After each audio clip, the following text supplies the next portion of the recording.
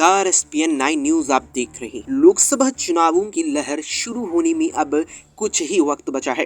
हालांकि अब तक विपक्षी दलों के गठबंधन आईएनडीआईए के बीच सीट शेयरिंग को लेकर चर्चा फाइनल नहीं हो पाई है। महाराष्ट्र, पश्चिम बंगाल, पंजाब समेत अलग अलग राज्यों में सीट शेयरिंग को लेकर पेंच फंसा हुआ है।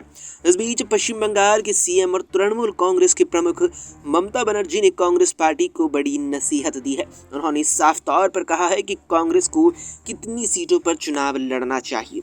ममता बनर्जी ने कहा कि बीजेपी के खिलाफ कुछ अलग अलग क्षेत्रों में लड़ाई का नेतृत्व क्षेत्रीय नेताओं द्वारा किया जाना चाहिए। तो वहीं उन्होंने सुझाव दिया कि कांग्रेस स्वतंत्र रूप से 300 लोकसभा सीट पर चुनाव लड़ सकती है। ममता बनर्जी ने यह भी दावा किया कि तृणमूल कांग्रेस की तरह बीजेपी को सीधी टक्कर कोई अन्य दल नहीं दे सकता।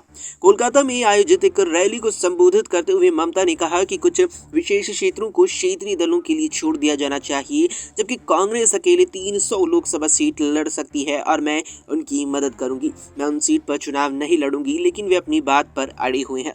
बिना नाम लिए ममता ने राज्य में सीट बंटवारे को लेकर बातचीत में देरी के लिए कांग्रेस की आलोचना भी की है। बता दें कि ममता बनर्जी ने केवल मंदिर जाना ही पर्याप्त नहीं है, ये भी कहा। उन्होंने कहा कि आज कितने नेताओं ने बीजेपी से सीधे तौर पर मुकाबला किया। कोई व्यक्ति एक मंदिर में गया और सोचा कि यह पर्याप्त है, लेकिन ऐसा नहीं है। मैं एकमात्र व्यक्ति हूं जो मंदिर, गुरुद्वारा, चर्च और मस्जिद में गई।